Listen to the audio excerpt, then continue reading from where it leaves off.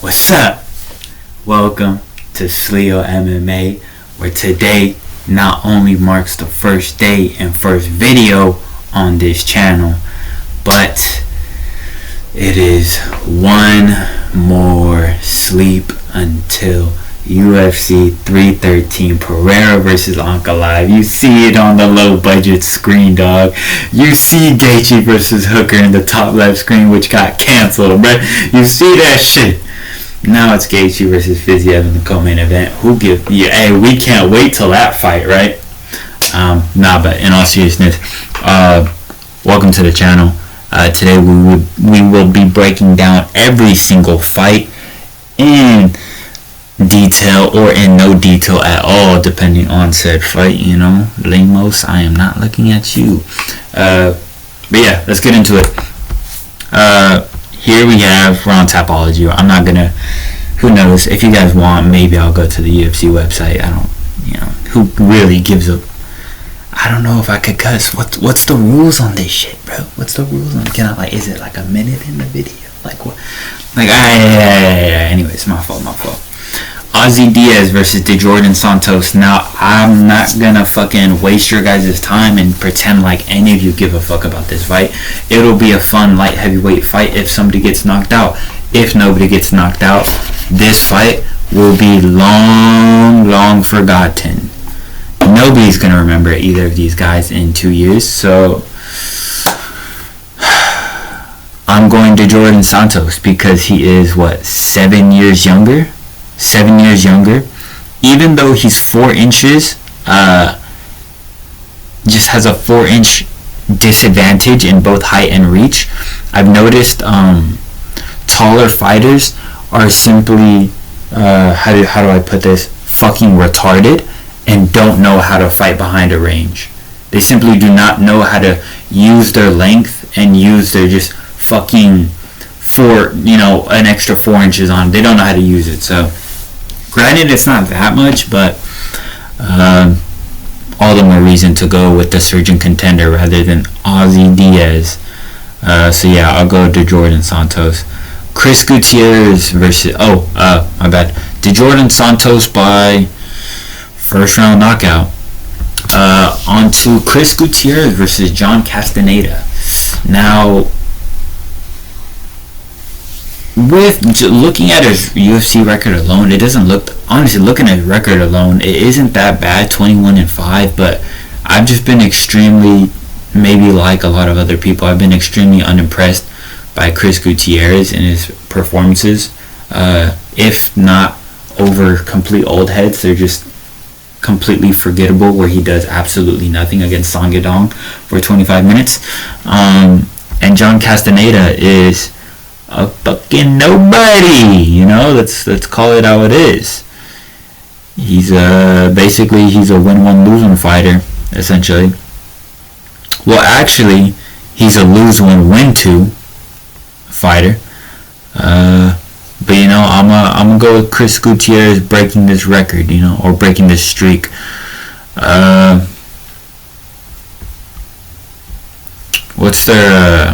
What's the reaches on these motherfuckers, What are we working with right here?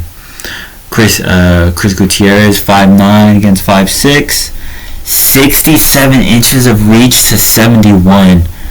Wow, being the taller fighter with the shorter reach, fuck it, he's gonna Max Holloway this shit, I'll go Chris Gutierrez. Unanimous decision, 29-28. Right, 29-28, some bullshit like that. I don't know. Yeah. So Chris Gutierrez, decision, 29-28, maybe split. But I'll say he gets it done. Myron Santos, the tough winner, versus Francis Marshall.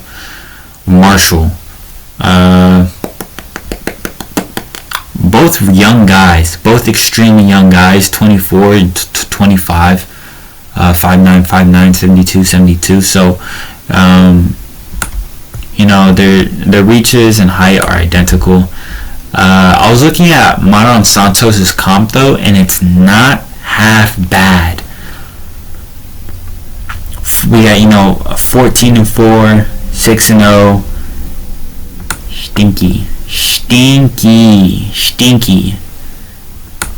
Stinky. Wait a minute, have I been deceived? I mean, he's doing what he needs to do to these opponents, though. Not in round 3. That is kind of crazy. But at least he's getting them out of there. He's not taking them to decision. And honestly, I have no idea who Francis Marshall is, so I'm not going for him. So I'll go Marlon Santos, second or third round KO. I do believe this card's going to be kind of a banger. I do believe there's going to be lots of finishes, a majority of finishes. But yeah, Marlon Santos, second or third round KO. Alex Morono versus Carlos Leal. The juice head himself. The juice man. Call this boy, what is that one motherfucker say? Call him Tropicana because of how much juice he got, bro. Yeah, that's Carlos Leal's new line, bro. His short notice fight against Renat Fakretinov was something to behold. The amount of back knee that could be on one person. You could even see it in this. Bro's left shoulder is bigger than his right one. I wonder what he'd be doing with that. But just look at this fucking sheer acne on this 30-year-old man. Just look at it, bro. Usman maxing on the fucking lowest of low tiers of comp, man. It's just sad to see. You know, that's why he has 10 wins by KO. With 9 of them being in the first round. Yeah, this boy's a finisher. Although Alex Morono is a tough cookie. He's not an easy man to put away like that. He don't get finished often. I believe he's only been finished maybe 4 times, perhaps 3. Let's check this. 11 losses on Alex Morono's record, but if I'm correct, yes, only 3 losses by finish, all by KO of that though. 2 in the first round, 1 in the third. But it's been a while. Against Santiago Ponzinibbio 3 years ago, you know. Santiago Ponzinibbio, you know, a tricky fella, which Carlos Leal, I feel like he's an overhand merchant. So I will go Carlos Leal. I don't think he's going to finish Alex Morono. And if he does, I don't believe it'll... I don't know, because I feel like Carlos will gas in a way. But he's had full preparation for this fight. And his gas tank against Renat in his first fight wasn't that bad. But again, he was off some shit. So, yeah, I'll go Carlos Leal. 30-27, maybe a 10-8, honestly, thrown in the first round where it's close to being stopped. So yeah, maybe a 30-26 scorecard thrown in there. Bruno Ferreira, the Hulk versus Armin Petrosyan. Now let me break out my notes because I'm professional up in this bitch, and yes, for my first video, I did make notes. What can I say? Oh yeah, I have notes for Leal and Alex as well. For Leal, my only note is roid abuser, and for Alex, my only note is it's Alex. So that, you know, that should tell you all there is to fucking that fight. But Bruno Ferreira, he is 5 inches shorter, which needs to be mentioned. 5 inches shorter with a longer reach, nasty power. Bruno Ferreira's got some nasty power to finish RoboCop the way he did. Not no fucking split decision over fucking RoboCop like Armin has. Bruno Ferreira puts lights out. He puts him out nasty. I'm surprised that he's a fucking underdog. I'm surprised. Armin Petrosyan strikes me as a fighter that doesn't know how to fight behind his range. He seems like a in-your-face, just, you know, slug it out type of fighter. Even though you know, he has the necessities. Win over CLD ain't bad. Lost to Kyle Braujo ain't bad. Split over Gregory Rodriguez. Now I know I was just shitting on him, but look, it's not something you want to see. You know, it's not preferred over a decisive knockout like the Hulk has. You know, Bruno Ferreira. But yeah, just coming off of a KO like that, fairly recent as well. I mean, I guess it wasn't that recent, but definitely, you definitely don't want to be coming off of a knockout loss against, honestly, one of the hardest hitting 185ers in the division. So I'll go Bruno Ferreira, second round KO. Ray Tsuruya versus Joshua Van.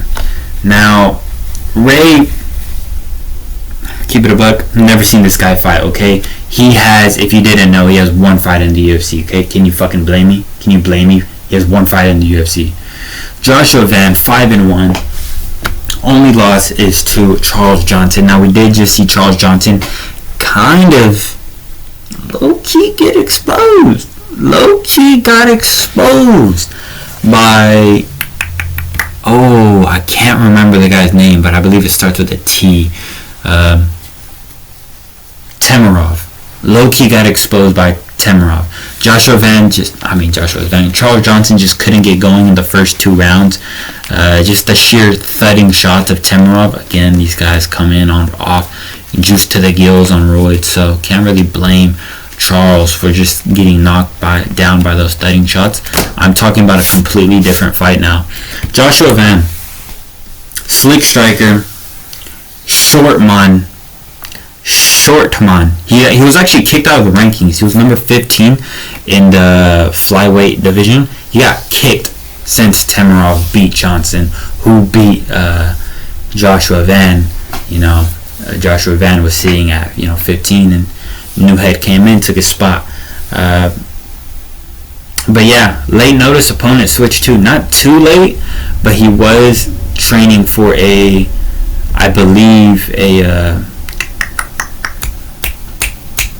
has a similar name as to somebody else. I forgot exactly who it is. I'm not gonna click Joshua's name to figure it out. But that guy that just got fucking beat down by Manal Cap. Fuck, what's his dumbass name? This shit's gonna piss me off. Bruno Silva pulled out. Who knows why? But Ray Tsuruya, his comp isn't bad, but I just won't really trust these Asian guys to really prosper in the UFC. Plus, his only win in the UFC is Carlos Hernandez. Let's just say I do not rate that win. I'll go Joshua Van, Joshua Pillow-Fisted Van, 29-28. Maybe Ray Tsuruya takes him down in the first or third, establishes some good control. Maybe in the third, while Joshua Van gets, or maybe in the second. I can see a second going to Ray. Maybe Joshua Van is throwing some nasty body shots up against the fence, misses something, and you know how it goes. Yeah. But yeah, maybe Ray can establish some good control, maybe some good ground and pound as well in the second to secure that round. So maybe a 29-28 for Van. On to Curtis Blaydes versus Rizvan Kuniev. You guys already know where I'm going with this. And if you don't, just feast your eyes. Give me uno momento.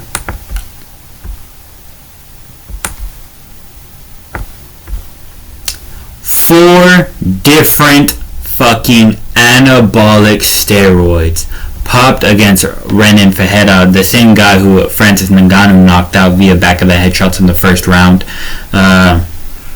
He popped disgustingly. And then what happens immediately after that? 1 year? Contender Series. Just gets a Contender Series shot. Fuck it. 2 fights fall through, or 1 fight, the Curtis Blaydes fight got moved. But yeah, he's a roid cheat. He's already a fat fucking piece of shit blob as it is. Like, he's already a disgusting, like, blob of a man as it is already, on like PED. So imagine what he looks like off. Like, mind you, this is a man on 4 different anabolic steroids. This is a man on 4 different anabolic steroids.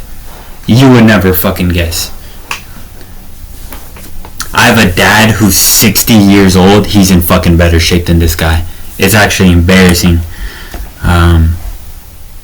Think about it, bro. I have a 65-year-old dad who's in better shape than that guy. Disappointing. It's actually a shame. Curtis Blaydes, bro, he's top 5 in the fucking heavyweight division for a reason. He's no slouch. He didn't get there just because he got a fucking 5th ranked opponent in his debut. Nah, he worked for his shit. He only really gets put out by heavy power punchers, and Rizvan, you know, he does have 6 wins by KO, but bro, it's different comp. It's just different comp, bro. Like, I'm sorry, but Hugo Kuna, I was not impressed by that performance whatsoever. I was not impressed by your performance.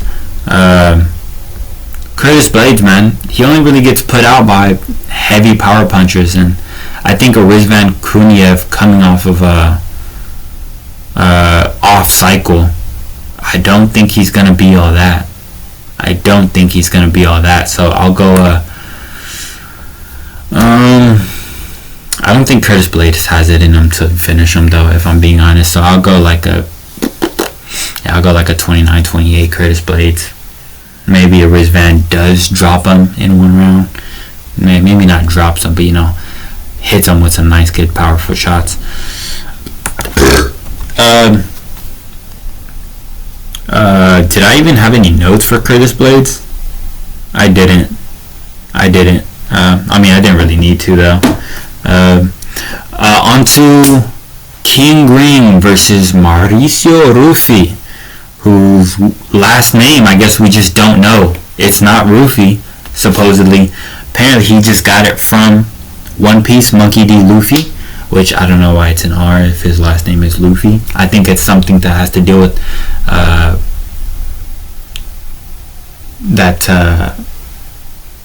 the language actually doesn't have anything to do with the L. I don't know. Maybe I'm just making bullshit up. But Ruffy, Mauricio Ruffy, 1 shot. Yeah, I'm gonna just keep it a buck with you guys. Bobby Green's the fucking underdog for a reason. His comp is not good. Whether it's who did he fight? He fought Jim Miller, and who was the other old head that he fought? Yeah, Tony Ferguson. I'm sorry, boy. This isn't an old head, nor is it no chin wrestler Grant Dawson, nor is it old head Jared Gordon. You know, this is a Jalen Turner-esque opponent. You know, this is, you know, nothing crazy, but a Jalen Turner-esque fighter, you know, with similar, abilities. So I think we're gonna see Jalen Turner versus Bobby Green Part 2. Mauricio, a sick 1-2, in and out of your face, on his terms, lightning quick. Does not play around, you know. Fighting nerds, I do have a shirt, and he is on the shirt. You know, what can I say? I'm a fucking fan. What is he on? A 6-fight win streak? Who's his only loss? Manuel Souza, who also is 11-0, 11-1. Recently lost to Archie Golgan. That's about as deep of a dive as I'm gonna do, but not a bad loss. Although this is, like, guys, a lot of people are glazing Malarkey. Not Malarkey. A lot of people are glazing Mauricio, but look at his fucking comp. Look at his comp. James Longtop the dumbest fighter, the dumbest looking fighter in UFC history, bar none. And Jamie fucking Malarkey. Like, come on, guys. Let's pump the fucking brakes. This shit is getting a little out of hand. We are seeing a 10-1 Raymond, whatever, and a 41-8. That is an insane record. 41-8 is an insane record.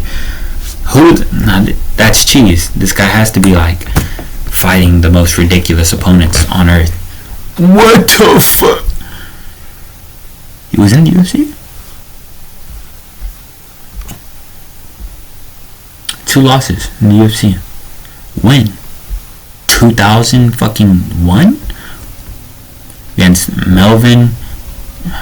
2010. Damn, this guy's been around for a minute. How old is he? 38. Alright, makes sense.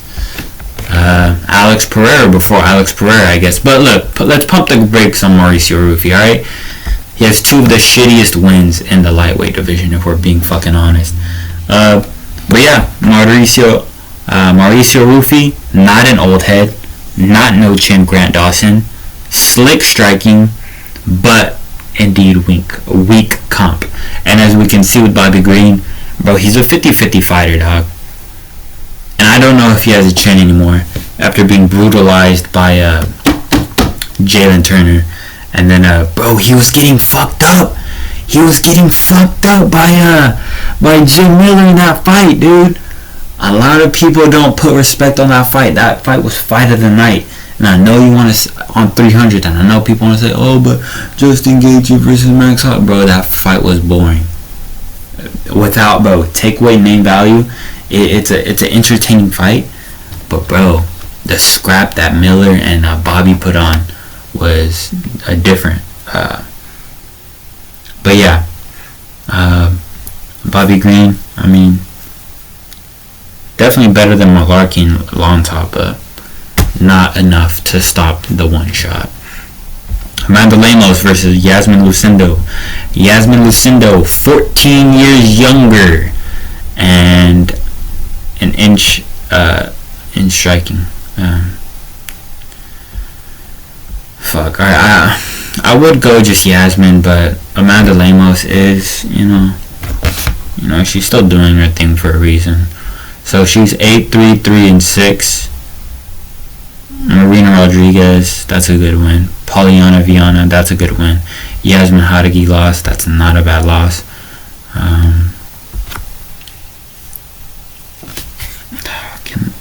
Look, bro, don't make this harder than it needs to be. I already don't want to do research on this fight.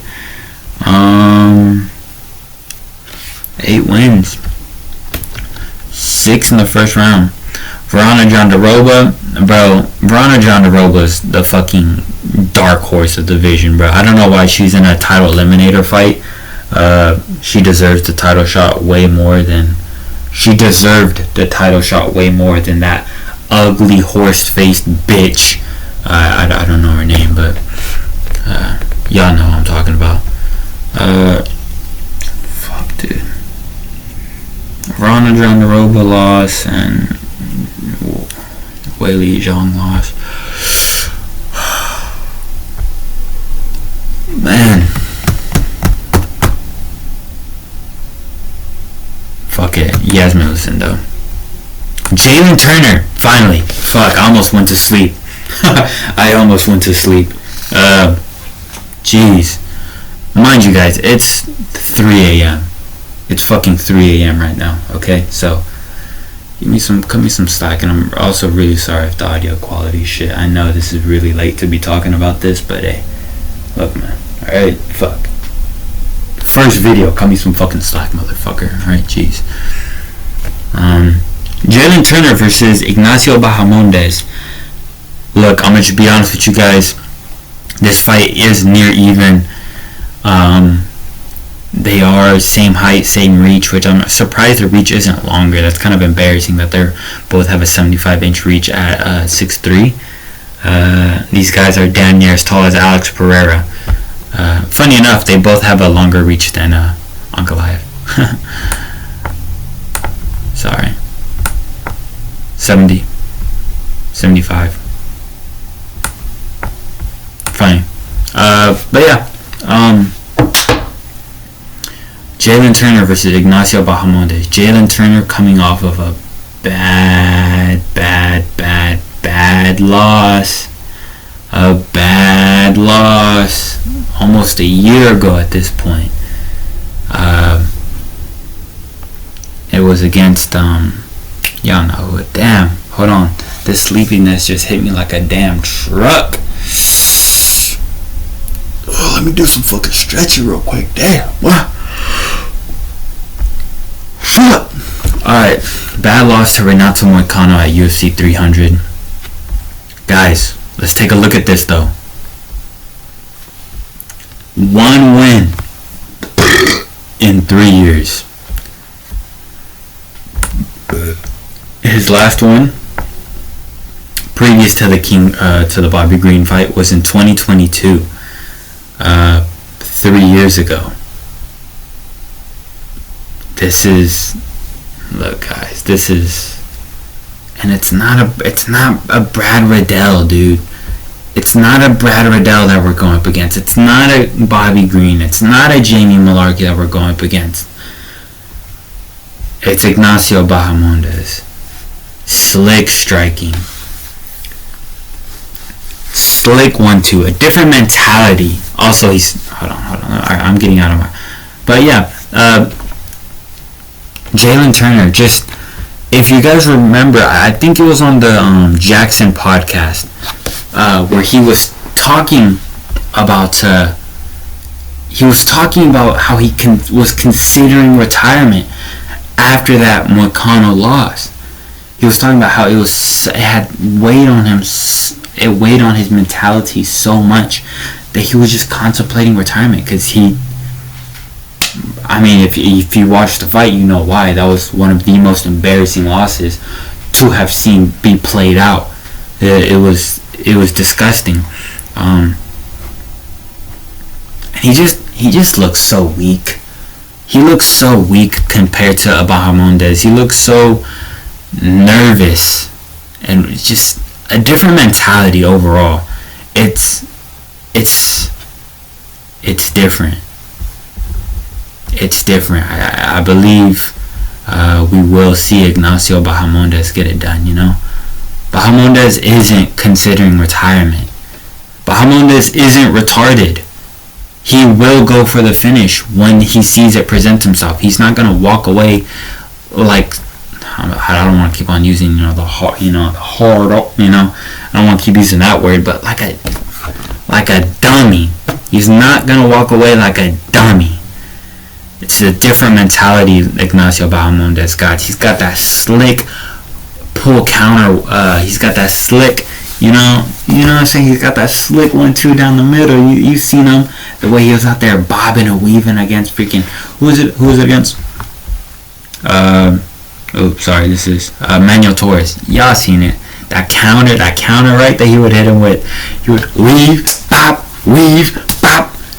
It was sick. And Turner isn't used to fighting guys like that. That's why he moved down from the welterweight division, because he just couldn't hold his own against those types of fighters. So, yeah. I'll go Ignacio Bajamondes, honestly. Probably second round KO.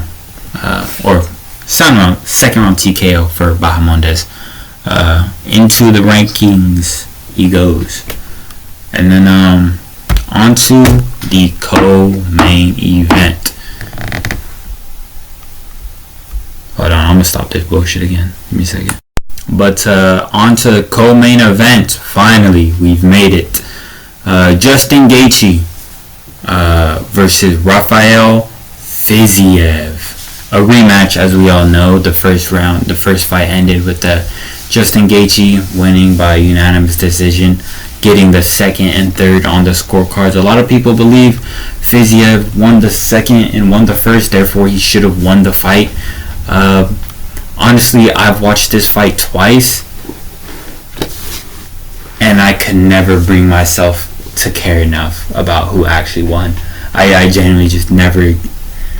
Am I the only one that doesn't give a fuck about Justin Gaethje, bro? Let's keep it for real. Y'all can keep it above with me, bro. y'all could keep it real with me if y'all actually like Justin Gaethje, because I'm starting to believe a lot of people. But I'm gonna sneeze right now, so incoming alert. Hold on.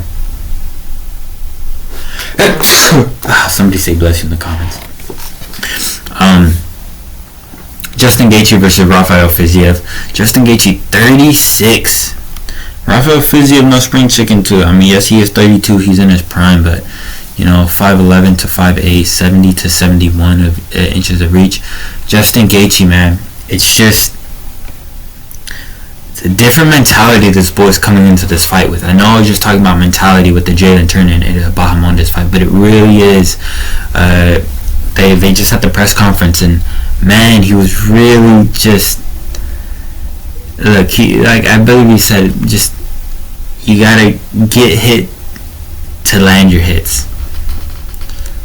You have to get hit to land your hits, and I don't know. Does he have a chin? It was a dominating 5-round performance that Max Holloway put on Justin. And then to end that with the last second KO, long break after that. Actually, Jalen Turner and Justin Gaethje both coming back after the same card. So long break for the both of them. Justin Gaethje, he was for like 2 months preparing for Dan Hooker. We obviously know that Dan Hooker broke his left hand. So he had to pull out, and incoming Rafael Fiziev on short notice. But man, it's just I think he's on his way out. You know, he was talking in his in the pre-fight press conference that, you know, he still has some more in him. But look, you don't decide when you're done, man. The game does, and I think I think the game has spoken and really put a nail in the coffin for Justin Gaethje. I really do. But I don't think Fiziev is going to be the last one to hit that nail. I don't think he will be. There's a lot coming into question with Rafael Fiziev. What, like damn near 2-year layoff, blown out knee. Not only did he technically lose on the scorecards to Justin Gaethje, but I mean we're gonna have to run some questions. What's that knee injury like now? Is it healed? Is he coming back appropriately? What's the footwork looking like? What's the movement looking like now? What's the gas tank looking like now? And come on, guys, his comp. RDA, I'm sorry, but RDA, bro, it's not that impressive anymore, bro. It's not your heyday of 2016, 2015 game. I'm sorry. It's not that impressive. Brad Riddell, King Green, Bobby Green, my bad. Fuck Bobby Green for doing that bullshit. Wakano was impressive, but an early stoppage. Mark I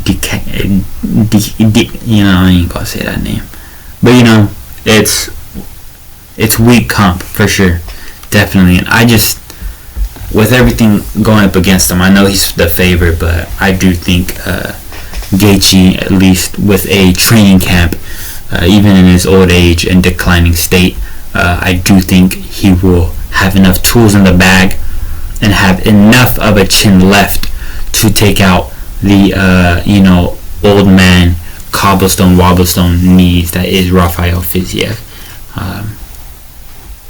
I think it'll be almost a replicant of the first round. Maybe Fiziev takes the first round, but Justin Gaethje is able to bounce back with the last two. Maybe he gets him out of there with some body shot TKO up against the fence. So that's my analysis. Justin Gaethje either 29-28 or third round KO, body shots up against the fence, like 2 minutes left to go or something like that. On to the main event of the evening. The champion defending Alex Pereira against the rightful #1 contender Magomed Ankalaev. Very similar in UFC records, 9-1 to Magomed's 11-1 and 1.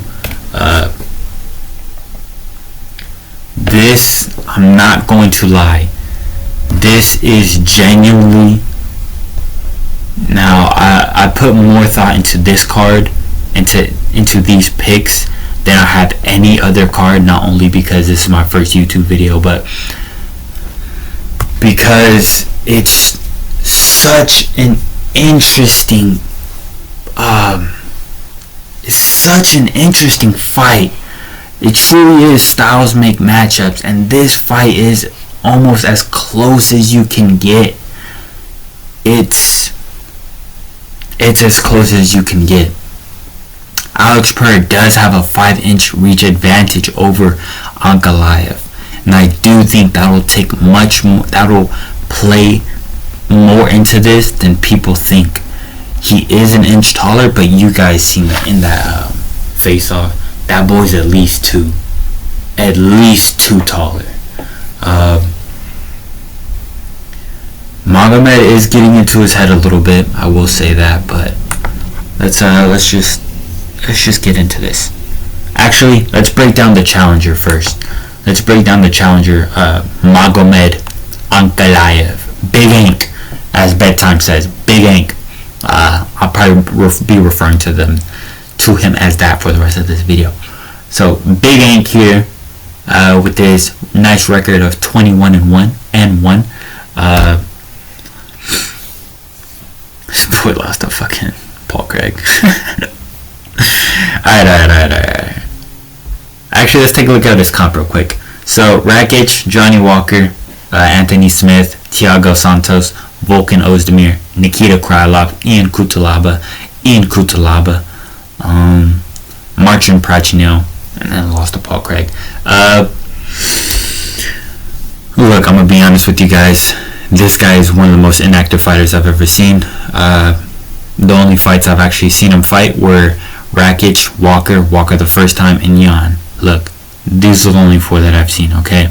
I've basically only seen him fight 3 times. I don't know if you can consider the Johnny Walker no contest a fight, but look, I'm gonna just be honest. He has a great chin. He does have a good chin, that needs to be mentioned.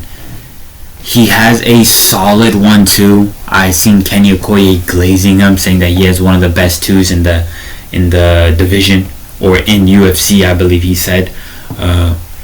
It's not that good. It's a good 1-2, but it's nothing crazy, alright? It's good, but stop the glaze. Obviously, we know he's susceptible to the low kicks. People want to say, well, Blachowicz was going shin to shin, and that's what crippled him so much. But hey, whatever works, Pereira was able to get some good low kicks off on Blachowicz and create a crazy welt on his leg. So he's doing that to the guy that's doing that to you. Hey, what's the guy gonna do to you? So yeah, weak legs. Doesn't kick all too often. He's primarily a striker. Magomed doesn't really throw low kicks like that, and he doesn't really resort to grappling or wrestling like a lot of people does. I believe in his last 5 fights he has 2 takedowns, so it's nothing insane, or in his something like that, I can't remember. In his last 2 fights, I know he doesn't have any takedowns. I believe in all of his fights he has. In all of his fights, he maybe has like 9 takedowns, something like that, maybe 10. I can't remember. I think he has 14 fights in the UFC, I believe, and he has 10 takedowns. So he's not this all great Marab Islam type grappler that will take you down and maul you. No, he's a striker. People give him shit because they call him boring. Bro ain't boring. Y'all just hate him because his last name ends with a V and he's from Russia. Stop the hate, bro. In all seriousness, his counters are lacking. I know people say he's one of the best counter strikers. His counters are lacking. He hits a lot of shoulder.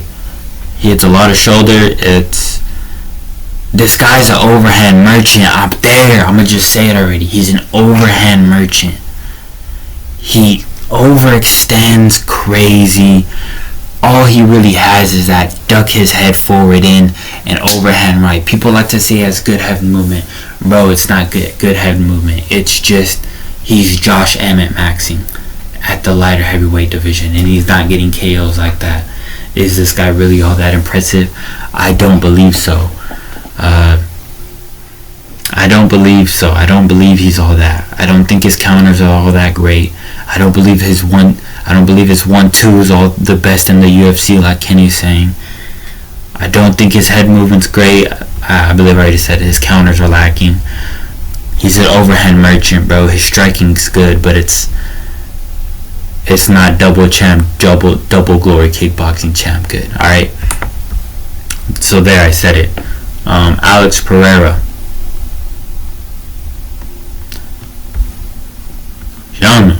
Alex Pereira, the champ. Let's get into it. Low kicks, off rip, low kicks. People saying Alex Pereira struggles with southpaws. I think he will low kick no matter what. Yes, he had trouble against Khalil Roundtree, but hey, Alex, like, I'm not trying to give excuses, but he was sick in that fight. All right, he was sick in that fight. He was coughing up a storm. But no, let's give credit to Khalil Roundtree. Khalil Roundtree is a difficult opponent. You know, he is southpaw. He does blitz in very fast. Blitz in, blitzes out. Fights on his terms. Khalil Roundtree does. Nasty power as well. Khalil Roundtree was a lot shorter, but his reach was not much. It was only longer by like an inch and a half than Magomed. But you would know, but I've always, shorter opponents with longer reach are just trickier. They're trickier. They really are than an actual 6'3" opponent. For Alex, a shorter opponent with a longer reach, not longer than Alex's reach, but a shorter opponent with a decent reach is going to be harder for him to take advantage of, rather than a opponent of similar stature with a critically shorter inch reach. 5 inches of a difference. That'll be a lot, and I think Alex will have a much easier time dealing with that, seeing as Magomed Ankalaev doesn't really have that in and out style. Magomed is very, I don't want to say he's plotty, because he is fast. He was fast against Rakic. Rakic was a good setup opponent, was a good makeshift opponent to beat Pereira. They both fight very similarly. They both move similarly. Alex Pereira just does it better, but I believe the low kicks are still going to be a factor in this fight. He still chopped Khalil Roundtree down. He still chopped down the tree of Jan Blachowicz. He's chopped down every single one of his opponents, and I don't think Magomed Ankalaev, with his almost plotty footwork, I don't think Magomed Ankalaev is going to avoid those. Again, Alex has 5 inches on him. He's taller than him. He fights on his terms. I know a lot of people say he's in all the time. No. He bounces in and out, that little dumbass hop that he does. But he does it so well. He does it so well. When he wants to be out, he will be out. He will be. He's not fence sitting. He's all the way out, or he's all the way in. Pause. But yeah, he lands his combination. He fights on his terms. He lands his combinations. He's in. He's done throwing. Boom. He double hopped out of there. And Magomed Ankalaev, what is he going to be doing? He's going to be throwing his head down. Good head movement. and launching an overhand right or an overhand left. Josh Emmett maxing, I'm telling you. He probably will win the first 3 rounds, I'm not gonna lie. Or at least 2. Pereira did start off very slow against Khalil, whether that was due to a sickness or that was due to Alex Pereira just struggling with the southpaw nature of Khalil Roundtree. Who's to say? But more about Alex. He has bad 1-2s. I believe I was watching him fight Jan Blachowicz and I was like, wow, his 1-2s are god awful. They're actually dog shit. It's insane to be a glory kickboxer and your 1-2s look that bad. But I already said he bounces back and forth. He's got those low kicks. He fights on his terms. He's taller. His inch advantage is significant.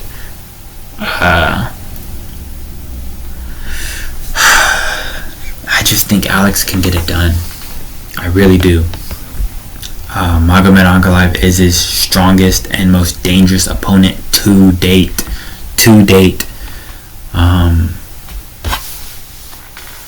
But I think Magomed Ankalaev will get chopped down at the legs. He will. I don't know.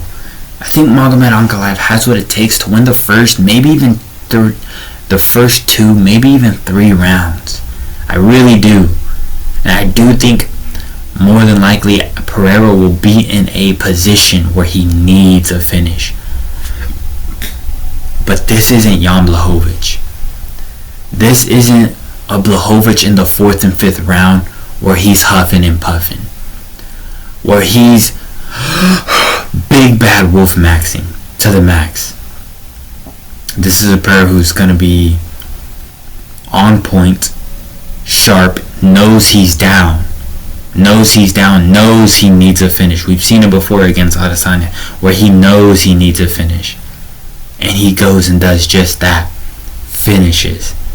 So I do believe we're going to see a 4th, maybe 5th round TKO because, we know Alex Pereira doesn't get actual flatline KOs. So 4th, 5th round TKO. That all that shit talking from Ankalaev where he's talking about sending him back to the tire shop. I believe Pereira's going to channel that in the 4th and 5th and really, give him some super necessary ground and pound shots to, send Magomed back to whatever cliff he came from. No Ankalaev hate. No Ankalaev hate. I'm a fan of Ankalaev. I hate how people say he doesn't deserve a title shot. It's the most disrespectful and idiotic thing any MMA fan could ever say. You can't even call yourself an MMA fan if you say Ankalaev doesn't deserve this shot. But I do think Pereira will chop Ankalaev at the legs.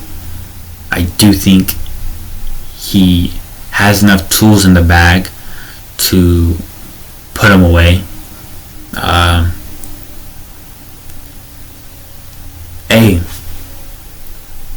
Hold on.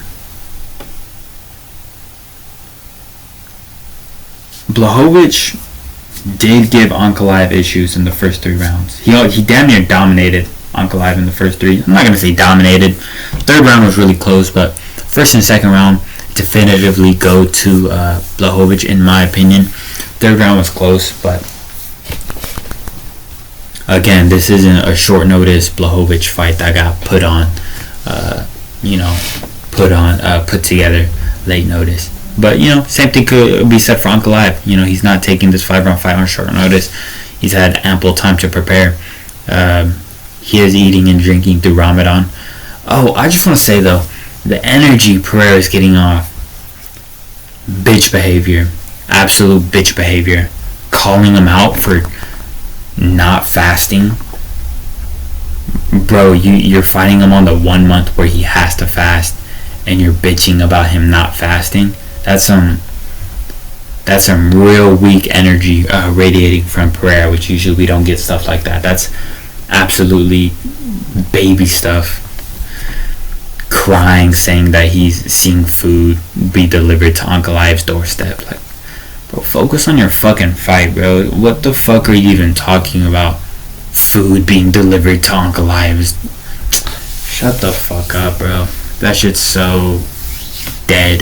That shit's so corny.